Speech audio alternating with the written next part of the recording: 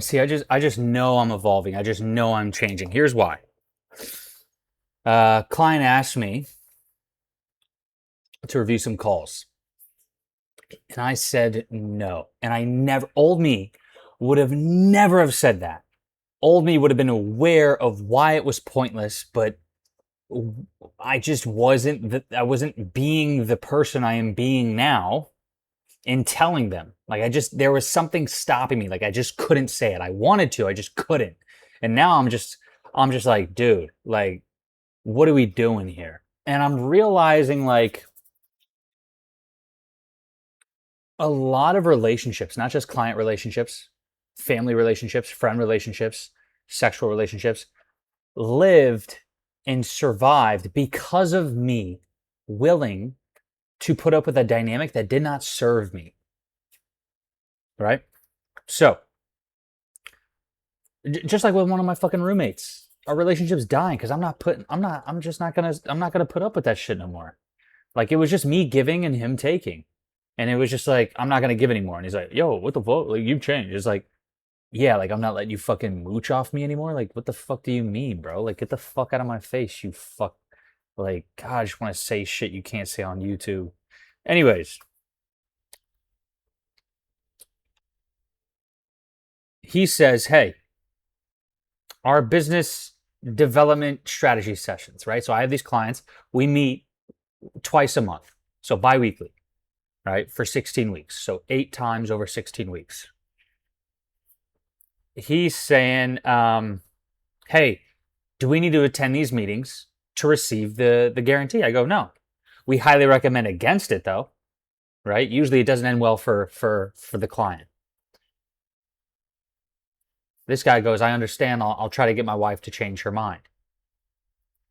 I was like, damn, she hates me that much? Laughy face, like joking, but he said she hates everybody who corrects her because I'm correcting her because I'm a sales coach and she is a person who does not know sales. So it's my job. It's literally what I'm getting paid to do. I said, hey, look, I'll say it doesn't directly affect the guarantee, but it can indirectly. Because if we see that, I've been trying to get you to show up and y'all haven't been, it won't look good on y'all. So if y'all go to dispute leads or appointments, they'll say, hey, you didn't show up to Paul's coaching sessions. You didn't get sales training. So you're going to say this is a bad lead, but really you're just bad at sales and you didn't take Paul's sales training. So if she's adamant about it, you're right. There's nothing we can do because that's what he said. So I repeated that. This motherfucker has the audacity to then fucking reply.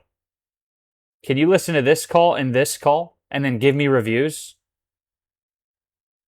I don't even respond for the whole day. I just wait a whole day because I'm like, I'm baffled at this motherfucker. Old me would have been like, yes, absolutely.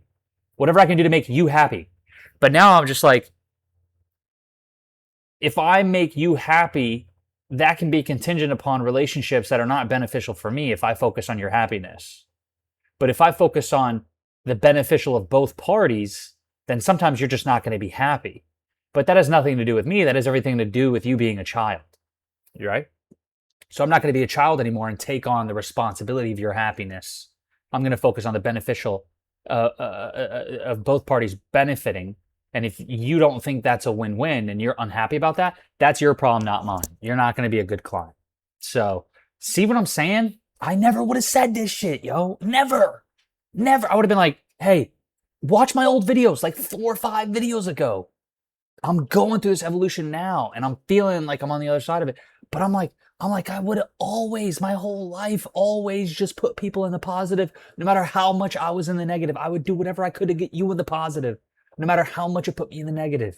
And now I'm just like, yo, unless we're both in the neutral or both in the positive, I ain't doing shit. Fuck you, dog. Like, how inconsiderate of you is it even for you to not even consider my position?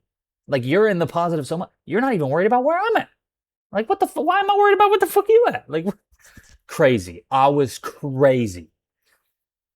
So I wait a whole day. I go, can I be really real with you and not be accused of being an asshole for asking the question I'm about to ask? He goes, sure. I go, what's behind you wanting me to review the calls if your wife isn't going to implement the feedback? Oh, I'm just curious. I respect your perspective. Not trying to be an asshole. I respect your perspective as well. Reviewing your wife's calls only helps if she actually uses the feedback. If she won't, I'm putting in hours that go nowhere. So before I review these calls, is she open to changing things at this time? And if not, that's fine. And I thought we already established she wasn't going to change anything, which is why I'm asking. I just don't want to put in hours of call reviews if it's going to go nowhere, you know? I understand, sir, he says. No need to review them.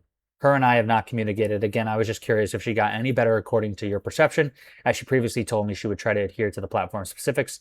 Thank you for the reminder. Feel free to carry on. Blessings. Like, what are we doing here, dog?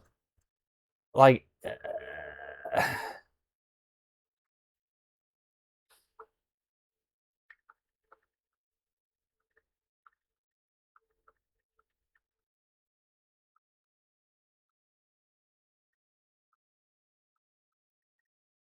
I'm sorry. I'm fuming. Like, I'm just like, what are people? Like, what are people? You're not, hey, we're not going to show up to them.